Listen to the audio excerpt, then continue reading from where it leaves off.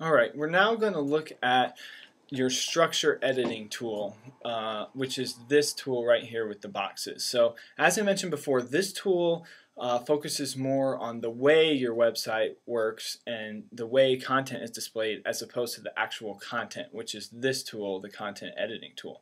So in structure editing tool here, we can use that on a variety of different things. For instance, some of the things we're going to look at are this live poll from your news feed or your blog and your Twitter poll here too.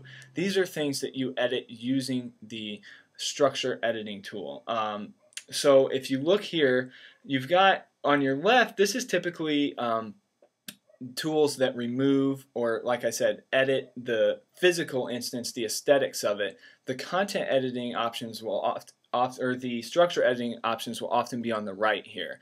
So remember, structure usually means configuration. So if you click configure, this is how we really get into the nitty-gritty and kind of the inner workings of how this social media poll is displayed. So we worked through this a little bit. Again, you can look at title, the user account it's pulling from. You are now able to do more than one if you want. I don't recommend it because I think it gets kind of confusing.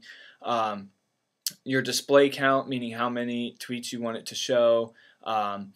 You know, the structure, we already kind of defined what you want the structure to look like and indicated the style. So if you change this, you are going to lose the styling, meaning like the text isn't going to be the right color and the links aren't going to be the right color. So I don't recommend messing with that.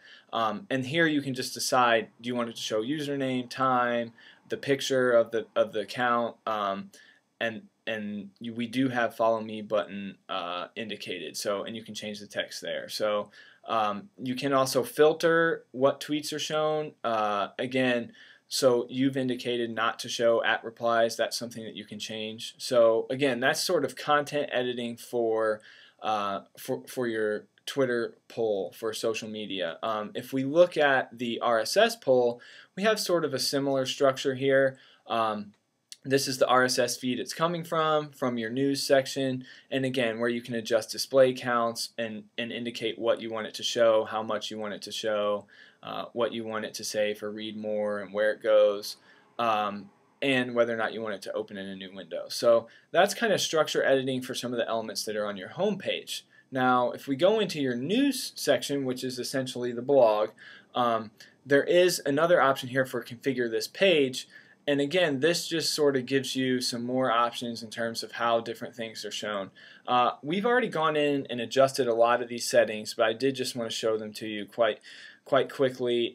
Just the way that your posts are arranged and what options somebody has in terms of sharing it. These are things you can edit. Just be careful that you don't make any change that you're not sure how to correct if you don't like it. So you've got your categories and tags, and these are all things that you can add, the tags and the categories, within the actual posting section. So these are feeds that we've indicated here. So if we cancel out of that, and even though we are talking content editing here at this point inside the structure editing video, I did want to show you that the way you post a new entry inside your blog is actually through the content editing tool. So remember, we've already walked through kind of how you're able to do this. Title it, you add tags here, and those automatically generate over to the left inside your tag feeds here. So yeah, so that is your structure editing walkthrough with a little bit about content editing on the blog.